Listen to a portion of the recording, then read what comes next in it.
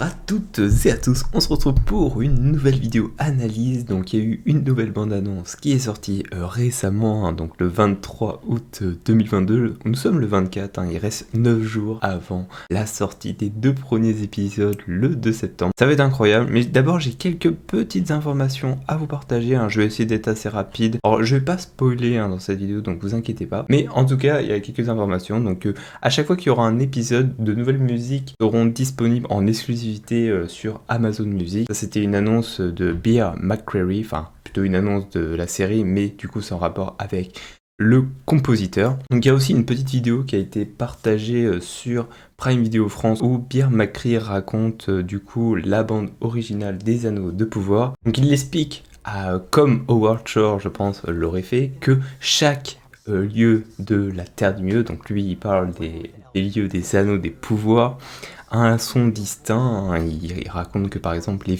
pieds velus, donc alias les hobbits, auront des sons plutôt de la nature, des airs naturels plutôt à la flûte. Donc les nains ils auraient forcément des hommes avec des voix graves pour mettre de l'implication. Je vous mettrai des petits sons en arrière-plan pour vous montrer vraiment la différence. Donc évidemment les elfes ce serait plutôt des chœurs pour montrer la prestance des elfes. Donc il explique qu'en gros, Numénor du coup c'est un peu sa chance de pouvoir créer un nouveau langage plutôt basé sur les musiques du Moyen-Orient. Et du coup pour lui ça a été une chance incroyable. Donc je vous mettrai la petite vidéo, ça dure 1 minute et 3 secondes. Il explique vraiment très rapidement, c'est un spot publicitaire. Et aussi une autre information, donc Amazon du coup a sorti des avant-premières un peu partout dans le monde et ils vont sortir dans beaucoup de cinémas à travers le monde, pas en France à cause de la chronologie des médias qui empêche un peu ça, et dans pas beaucoup de pays d'Europe au final, c'est vraiment, on est un peu exclus. Mais du coup la particularité c'est qu'ils ont fait gagner tous leurs tickets parce qu'ils ont pas les droits pour vendre des tickets. Bon c'est spécial, je sais pas trop comment ça marche derrière, je pense qu'ils ont pas les droits pour le mettre au cinéma, donc ils sont obligés de le faire gratuitement. Bon, c'est cool pour ceux qui vont avoir des tickets, mais du coup en France on a absolument rien, et ça je trouve ça hyper triste. J'espère que pour les prochaines saisons il y aura plus d'événements, parce que je trouve qu'en France on n'a pas eu grand chose en termes de fans. La seule personne qui avait été invitée à un événement, et bon clairement c'était pas ouf, en termes de vision que les gens en ont eu, c'était Captain Popcorn qui avait été invité du coup pour les fans pour faire une vidéo avec Prime Video France. Bon, c'était un peu gênant et forcément ça n'a pas apporté grand chose en termes de hype et en termes d'annonce du côté de la série.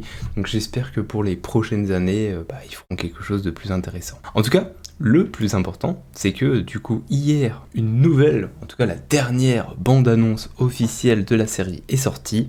Donc la vidéo dure 2 minutes 36 et par rapport aux autres bandes-annonces, je trouve elle nous apporte quasiment rien. C'est-à-dire que je trouve que c'est la pire bande-annonce qui a été réalisée par Prime. C'est dommage, je trouve que pour terminer cette campagne de pub qui a été quand même assez intense, c'est-à-dire que, bon, ok, pendant l'année on n'a pas eu grand-chose, peut-être chaque mois on avait une nouveauté, c'était assez intéressant, ils travaillaient le fond et la forme pour en mettre un tout petit peu, mais quand même nous hyper. Alors que là, le dernier mois, les derniers jours, c'est horrible. Il y a eu un truc tous les jours, des spots publicitaires. Et ça, je pense que c'était les pires. Je n'ai pas regardé beaucoup les spots publicitaires. Alors, c'est plutôt le format TikTok, le format Instagram. Ça, j'ai pas du tout regardé parce que je trouve ça pas très intéressant de juste regarder plein de fois à peu près la même chose. Parce qu'en général, ils partageaient tout le temps la même chose. Genre, Isildur sur son bateau. C'est terrible. C'est... Bref. En tout cas, la bande-annonce est sortie et déjà, je suis terriblement choqué par la musique. Ça m'a rappelé... Quand j'ai écouté, ça fait vraiment style bande-annonce Netflix pour un film d'adolescent, genre de vampire. Genre vraiment, la musique ne correspond pas du tout à l'œuvre de la Terre du Milieu. Clairement, ça m'a fait sortir en fait. Ça m'a clairement fait sortir de cette bande-annonce. Et je trouve que la bande-annonce, du coup, elle est découpée en 3 parties. En tout cas, elle explique 3 choses. Donc, évidemment, toujours Galadriel, qui est beaucoup mise en avant, peut-être un peu trop là dans cette bande-annonce, où on nous explique que elle veut combattre absolument, mais que tout le monde lui dit, en fait, calme-toi Galadriel, ça va aller. Il y a même un moment, elle va lâcher. Il y a une tempête en moi. Il y a une tempête en moi. Alors, du coup, je vous explique, j'étais au travail et tout, et j'écoutais Vardamir, je vous mettrai le lien dans sa description, il fait des lives sur Twitch, et du coup, il analysait de son côté et tout, et on n'arrêtait pas de rigoler sur, du coup, la phrase de Galadriel, Il y a une tempête en moi.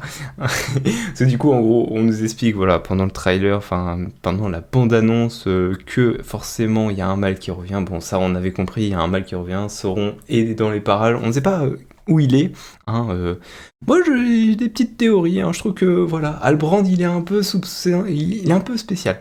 On nous dit, à un moment, voilà, Halbrand, tu as fait des erreurs, mais c'est pas grave, t'inquiète pas. Alors, on sait pas d'où il vient, Halbrand. Il vient pas de Numénor, ça c'est sûr.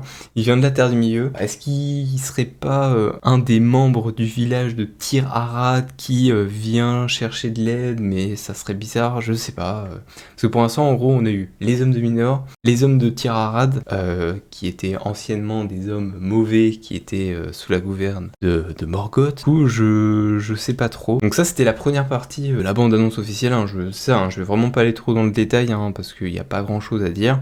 Je vais garder le meilleur pour la fin. La seconde, c'est évidemment l'homme mystérieux, l'homme météorite, l'homme mage, le magicien, c'est sûr, c'est Palando. J'ai trouvé l'autre nom, c'est Alatar. Donc, on peut découvrir des wargs qui ont une sacrée tête.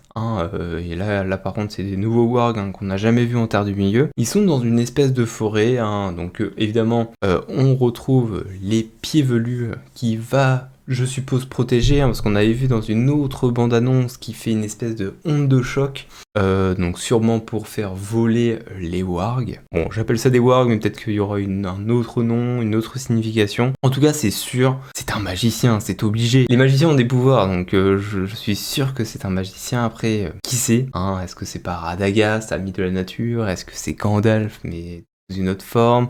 Est-ce que c'est les mages bleus? Il y a plein de théories, parce que, bon, la plus évidente, ça serait, je pense, les mages bleus, parce qu'il est dit dans certains récits, enfin, en tout cas, vers la fin de l'œuvre, Tolkien a changé, en gros, un peu son histoire pour dire que les mages seraient arrivés plus tôt que les autres, au second âge, mais malheureusement qui auraient changé leur objectif initial. Bon, ce qui est important, en tout cas, chez les Hobbits, c'est on a vu énormément de paysages où ils transportent, évidemment, leur roulotte.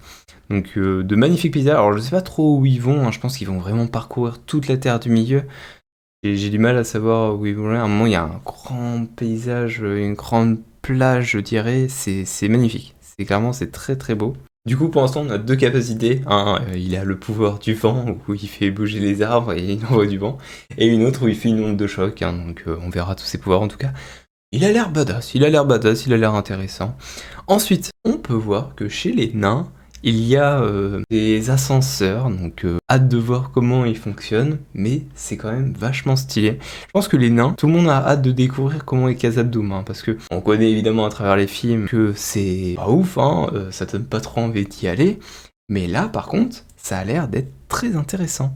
Bon, on a Disa aussi, qui est du coup la femme de Borinchat, qui explique à son mari que un jour, tout ceci sera ton royaume. Bon, peut-être que pour l'instant, il se sent pas encore légitime d'être roi, je ne sais pas, mais voilà. Il se pose des questions et on retrouve des décors magnifiques, et ça, c'est incroyable. Et du coup, la troisième chose très importante, bon, il y a un moment où on voit Hadar. Je pense que c'est le seul plan qui semble être assez intéressant. Donc on voit bien qu'il est là, voilà. Il va commander les orques qui étaient dans les retranchés, on va dire. Bon, je pense que Halbrand, pour revenir juste à Halbrand, je pense que Halbrand sera un personnage assez important. À un moment, on dirait qu'il est emprisonné, je pense que c'est à Numénor. Il dit « Je ne suis pas le héros que vous cherchez ».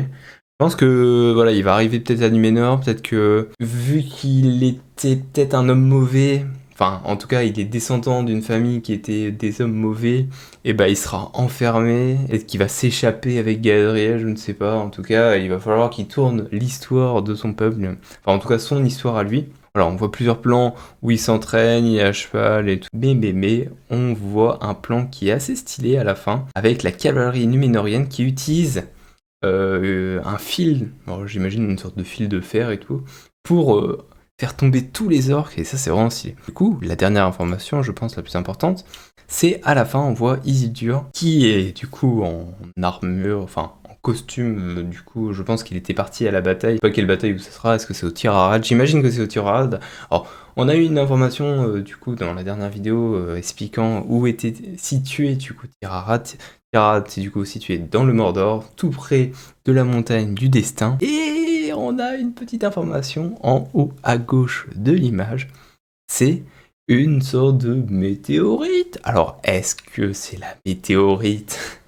Mais je doute que ça soit la météorite de notre cher homme météorite là. Mais, selon des théories évidemment, je pense que nous allons avoir une petite explosion de la montagne du destin, tout simplement, hein, qui va totalement détruire le village. J'imagine, hein, parce que on avait eu des images avec Galadriel qui étaient complètement avec de la cendre et tout. On a même vu dans la dernière bande-annonce des secousses et tout dans le village en mode explosion et tout. Bon, moi j'avais dit une théorie comme quoi le Balrog de la Moria serait venu juste pour faire le combat, qui est quand même un peu gros, hein, ça serait quand même un peu gros, alors que là c'est quand même beaucoup plus plausible et ça serait quand même vachement stylé que en gros Hadar il réveille tranquillement la forge, je sais pas, il réveille quelque chose dans la montagne qui fait que la montagne voilà elle commence à exploser et là c'est le Mordor qui reprend un peu ses terres, qui va ensevelir une bonne partie de la plaine de Gorgoroth et je pense que le village sera complètement rasé, qui vont fuir et qui vont partir vers,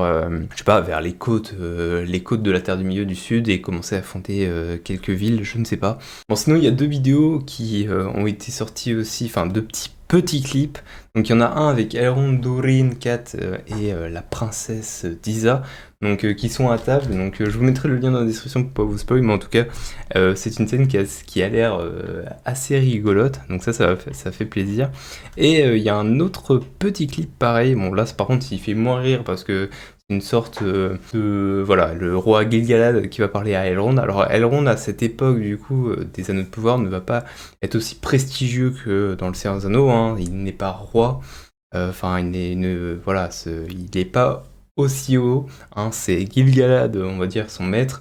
Et Elrond, il est un peu petit à ce moment-là, il est toujours en train d'apprendre, hein, donc je pense qu'on a fait le tour hein, de cette petite bande-annonce. Je vous ai expliqué 2-3 petites infos en plus. On se retrouve dans quelques jours peut-être pour une nouvelle vidéo, hein. Je vais essayer de préparer une vidéo de mes théories pour le premier et le second épisode des Anneaux de pouvoir. Normalement j'ai prévu un planning pour septembre, car il y a beaucoup de choses, hein, donc je vous tiens au courant sûrement dans la prochaine vidéo ou sinon sur mes réseaux, donc n'hésitez pas à me rejoindre sur les réseaux, n'hésitez pas aussi à vous abonner à cette chaîne pour suivre l'actualité. En tout cas, moi je vous dis à bientôt pour de prochaines vidéos, au revoir et abonnez-vous.